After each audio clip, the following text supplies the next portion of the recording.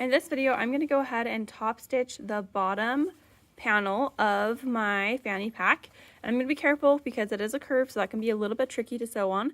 I'm going to do 1/8 inch seam allowance, which is the inside toe of my presser foot. I'll pull my threads back and I'll go ahead and get lined up here.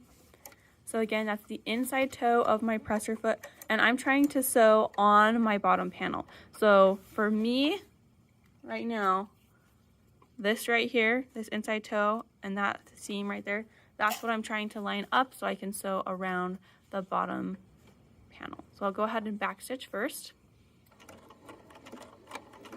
and then I'll continue to sew. One tip again for curves, if I press this button right here, my needle will always end in the down position, which is really helpful for curves. I want to talk about why we're top stitching here. It's a little bit for looks, but this is the bottom of our panel, of our fanny pack, so it's not going to be that visible. The other really big reason we're doing this is because it helps strengthen the bottom of our fanny pack, and it helps bear the weight of this bottom seam, so it makes it a little bit stronger. Okay, so I'm going to go ahead and we'll be sewing here 1/8 inch seam allowance all the way around. As I go, I'm kind of just pulling my two pieces of fabric apart because that helps my seam lay even more flat, which will look really nice with my top stitching. And I'm not like pulling super hard, but just giving it a gentle tug so that I can spread those seams out as far as possible.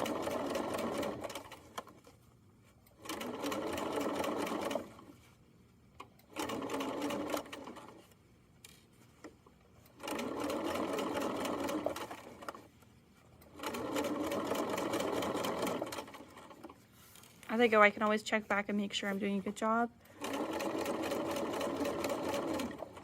I'm halfway around here.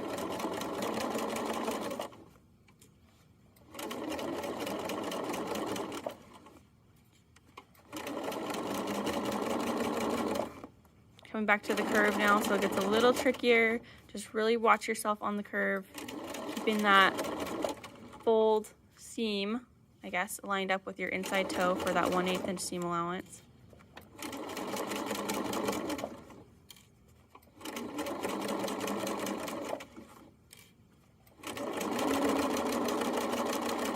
Well, and then I'll back stitch, and I'm gonna lift up my presser foot or my needle by pressing this button and touching my foot pedal, and then I can cut my seams really quick.